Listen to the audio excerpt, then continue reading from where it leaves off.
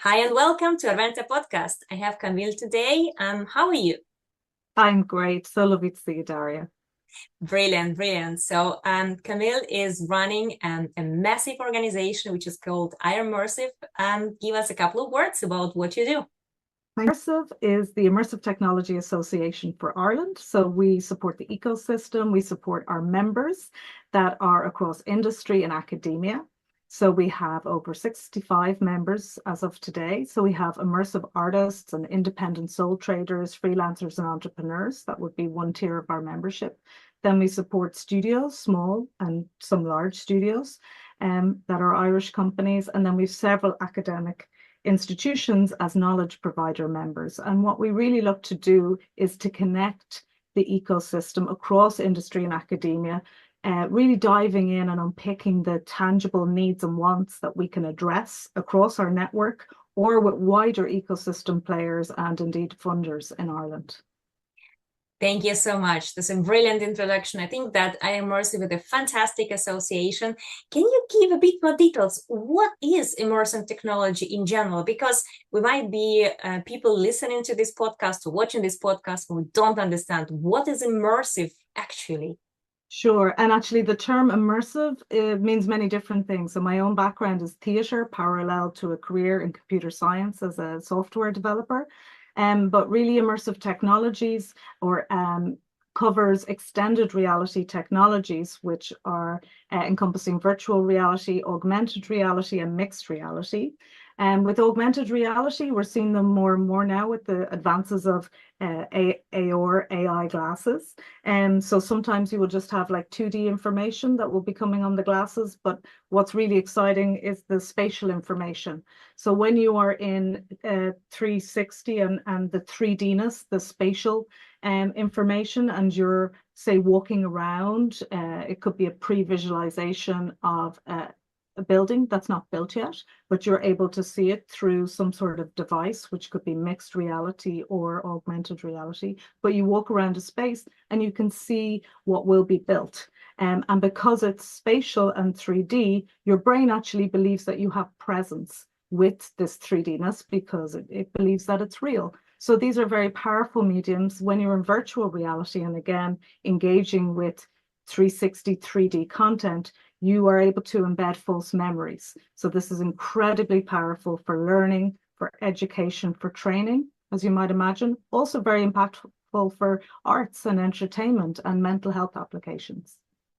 Thank you. That's a great way of introducing the immersive technologies, and I hope people have the understanding now.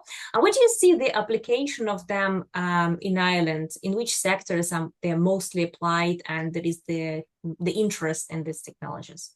It's a great question and something we think about and look at in depth in Eirmersive.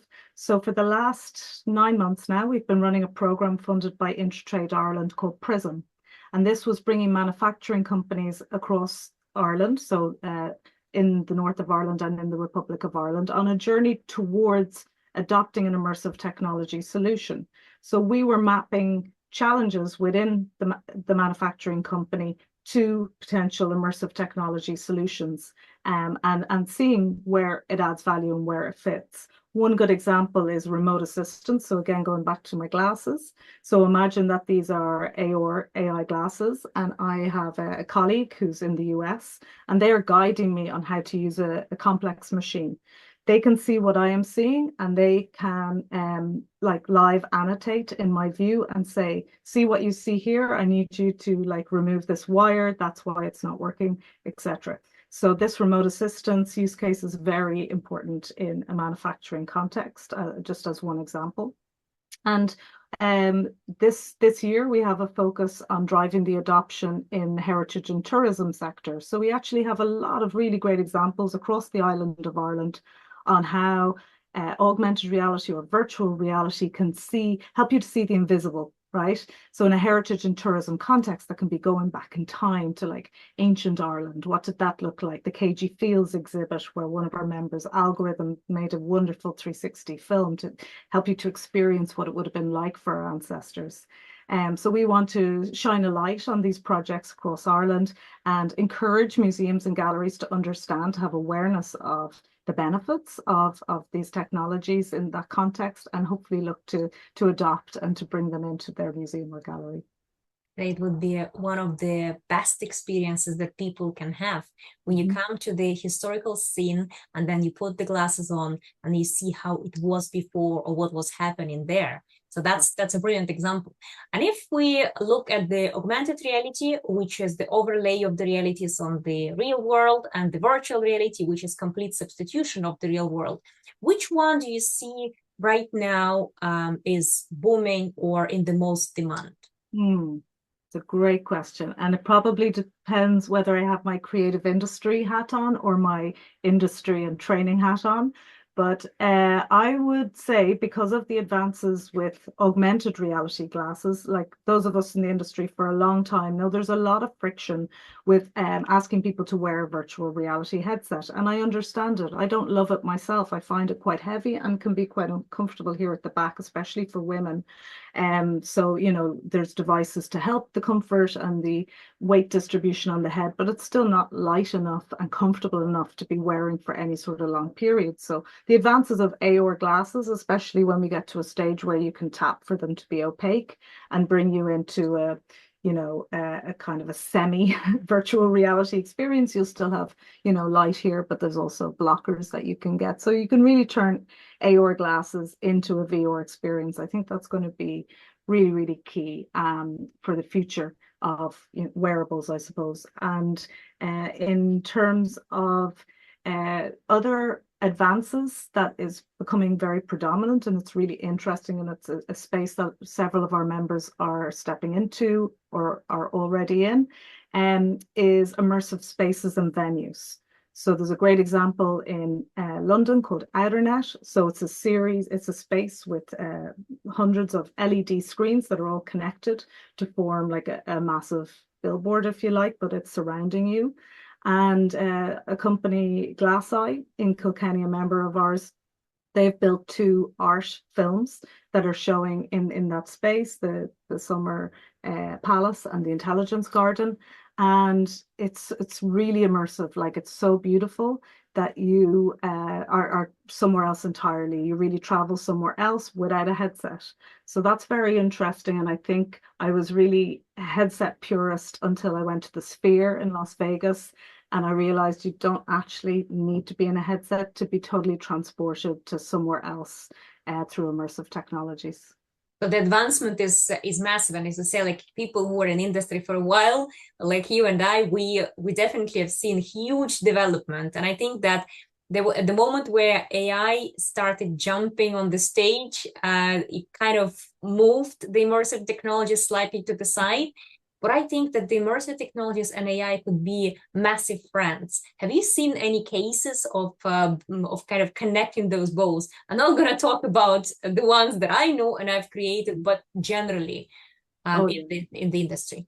Like, how we would phrase it is that AI is really supercharging a lot of immersive technology solutions, and also essentially immersive technologies are offering a visualization layer for AI applications, right? So there's already, most of our members are already leveraging AI in interesting ways. That could be in the production process, so improving optimization, rendering, like the advances that are making rendering 360 3D-ness is incredible and so needed, to be honest. Like the projects I worked on where we had to wait weeks for the rendering to complete, like that's gone. It's now days. So this is a really important advancement because it brings down the cost, it makes everything more accessible, affordable, and more powerful. So of course, with also the advances of AI, we can have really deep metrics around understanding our users and their behavior. For example, Vray, who focus on the defense sector, they've integrated an EEG sensor into their headsets for training the defense forces, and in that they are able to get like sensory information from the user to measure cognitive load.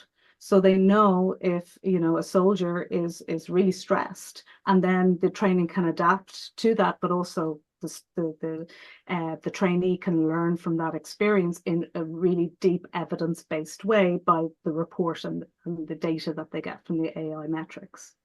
Yes, also another great example, because I'm a huge fan of the emerging technologies. You know that for years, and for me it was also the key to connect AI and AR for the educational purposes. And I still remember that back in 2019, and when I was teaching AI, because AI was not as mainstream as it's now or easy integratable, it was so much fun. But people were getting scared when the visual images started talking to them and giving them answering the questions or giving them comments, and they were like, oh my god, what's going on? Now it's way easier, of course, to make this step forward, and people understand that it's AI talking to you rather than something is going off and with the app or anything like this.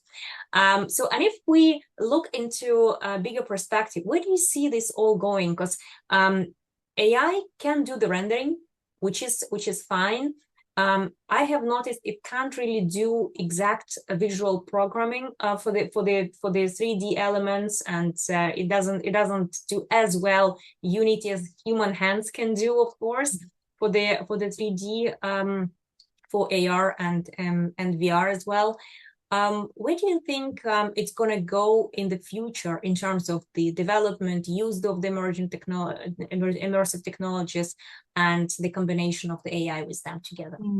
It's a great question, and it's something we think about a lot at Eirmersive. I don't have any kind of magical answers, but we're closely watching how all of our fantastic creative members are applying AI. And you reminded me of how Fourth Reality are using it with their AI agent that they now have embedded into all of their training solutions. So you basically have this robot character that you can ask a question at any time if you're, stuck or you have a question about the training that you're in.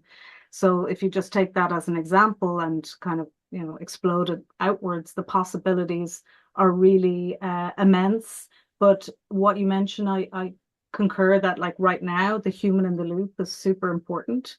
But we're also able to leverage, the human computer interaction training and possibilities, even for robotics.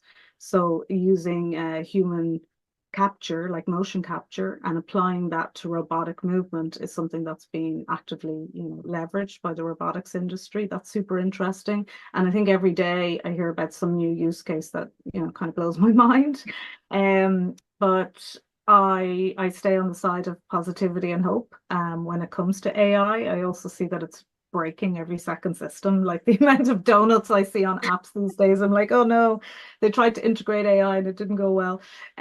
So that's that's just where we're at with technology advancement being integrated into like everything, and maybe it doesn't need to be everywhere. But I'm genuinely excited, and I guess I often think about when I first got into creative tech, let's say. I saw an app from Bjork called Biophilia, and it was a wonderful app on the iPad, and you could basically deconstruct her album and create your own music, and it had augmented reality kind of aspects to it, but the opening was this like interactive space, and she gave this monologue where she talked about how technology is here to free us so that we can be more human. And that's something I think about a lot because of the time I have gotten back from AI, I'm actually able to go for walks at least once a day. And that was not the case maybe this time last year. So I can already see the benefits, but then of course you have to be conscious and aware of, if you have extra time, how are you going to use it, Absolutely brilliant. And last question I want to ask you, if somebody listening now is thinking, I have tried a little bit of AI, I'm interested now in the immersive technologies, where people can start, maybe some resources you recommend, maybe just an advice or anything that you can get these people inspired to try the immersive. Yeah, great. Well, we run a lot of events and meetups, and not all of them are specific to members, so we often open it to our wider community. We have a WhatsApp that's completely free, and there's already 500 people on there, I believe, so you would be connected to like-minded people that are also exploring the opportunities in this space. And then if you want to go deeper, we're always happy to talk at Eirmersive, or invite you to our next event. For example, we have an event at the Future Innovation Conference in Limerick on the 20th of October this year. And we will be focusing on XR and heritage and tourism, and showcasing some of the great examples from our members like HiRes, Imagine, Glass Eye, Algorithm, Monster Theory. Like, there's so many members that are working on best in class global experiences, and 80% of the work of our member companies is exported. So yeah, we see little examples across Ireland, but obviously budgets here are much lower than other countries. So it's really important that our companies are all set to scale and export, which we actively encourage and promote. That will be definitely inspirational to have this deep dive in the immersive technologies. Thank you so much, Camille, for this fantastic chat. And I absolutely appreciate your advice and the information that you shared. Thank you so much, Daria.